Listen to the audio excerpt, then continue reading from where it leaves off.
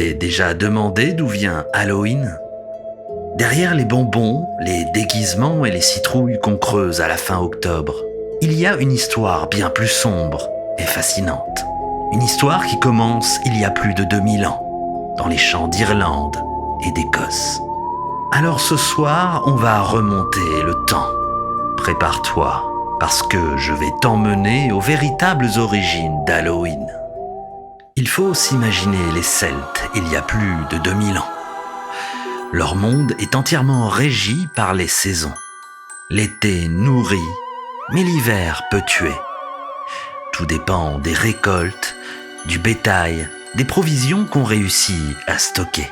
Et le 31 octobre, c'est le moment charnière. La fin des moissons, le passage vers la saison sombre. Cette fête, il l'appelait Samhain. Elle durait 3 jours, 3 nuits où tout basculait. Pour un peuple agraire, c'était une période vitale. C'est à ce moment-là qu'on abattait une partie du bétail pour avoir assez de viande salée ou fumée pour passer l'hiver. C'est aussi la dernière récolte des fruits et légumes de l'année. Après, la terre se fige. Mais Samhain n'était pas qu'une fête agricole. C'était aussi et surtout une fête spirituelle. Les Celtes croyaient que cette nuit-là, le voile entre les vivants et les morts disparaissait.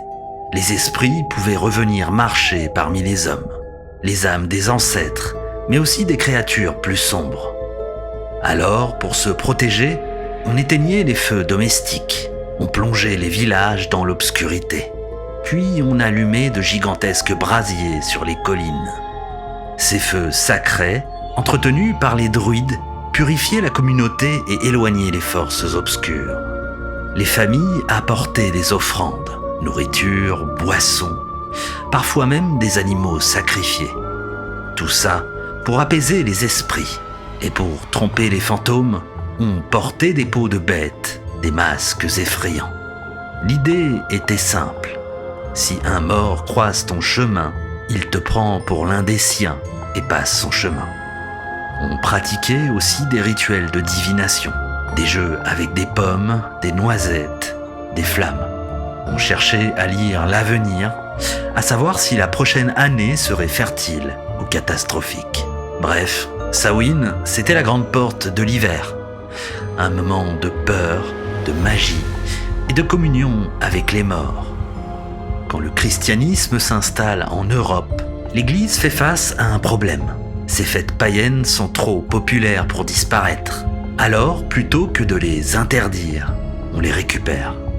Au 8e siècle, le pape Grégoire III fixe la Toussaint au 1er novembre, exactement sur les dates de Samhain. La veille devient All Hallows Eve, la nuit de tous les saints, qui finira par se contracter en Halloween. Mais dans les campagnes, les vieilles croyances survivent. On continue d'allumer des feux, de se déguiser, de raconter des histoires de fantômes. Halloween devient une fête hybride, mi-païenne, mi-chrétienne.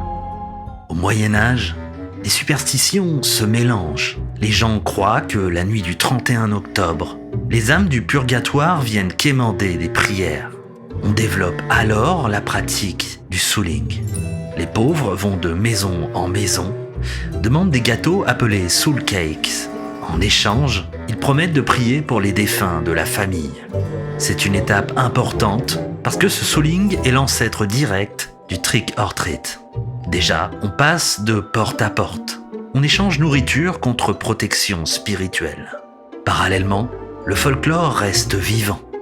On raconte des histoires de sorcières, de spectres, de bêtes fantastiques comme les pukas, des créatures capables de se transformer pour effrayer les humains. Halloween garde son rôle, un moment où la frontière entre vivants et morts se brouille et où l'on tente de contrôler l'invisible avec des rituels. C'est aussi au cœur du folklore irlandais qu'apparaît une légende qui marquera Halloween pour toujours, celle de Jack aux lanternes. Jack était un ivrogne rusé. Un soir, il réussit à piéger le diable en l'empêchant de descendre d'un arbre. Pour être libéré, le diable promit de ne jamais perdre son âme. Mais quand Jack mourut, il n'eut pas accès au paradis. et l'enfer lui était interdit. Il fut condamné à errer entre les mondes, avec pour seule lumière un charbon ardent qu'il plaça dans un navet creusé. Les Irlandais sculptaient alors des navets en forme de visages grimaçants, les plaçant devant leur maison pour éloigner les mauvais esprits. Jack O'Lantern était né. Au XIXe siècle, la grande famine pousse des millions d'Irlandais à émigrer aux États-Unis.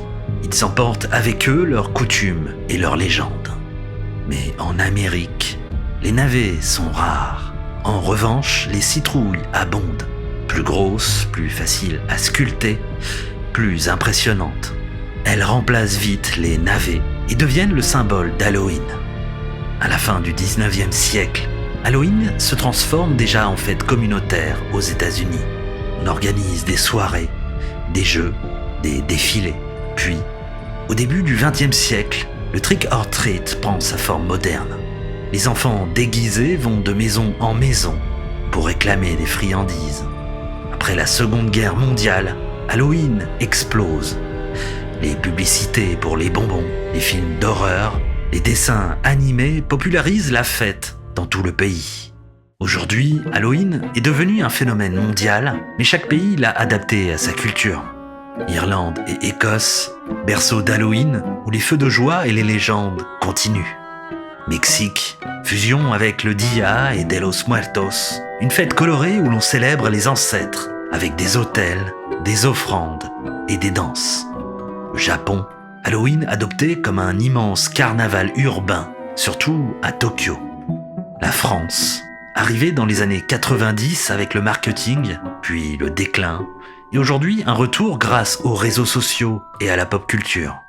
Halloween, c'est aussi une économie colossale. Aux États-Unis, c'est la deuxième fête commerciale après Noël. Chaque année, plusieurs milliards de dollars sont dépensés en costumes, décorations et bonbons. Mais au-delà de l'argent, Halloween continue de fasciner parce qu'elle parle de ce qui nous échappe.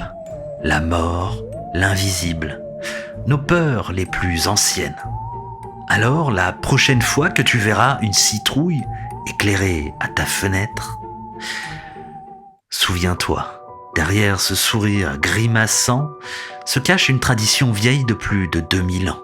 Une fête née des chants celtiques, transformée par le christianisme, réinventée en Amérique et devenue aujourd'hui un rituel mondial. Halloween n'est pas seulement des bonbons et des déguisements. C'est une manière d'apprivoiser nos peurs, de rire avec la mort et de traverser ensemble l'obscurité de l'hiver. Et toi, oseras-tu ouvrir la porte aux esprits cette année ?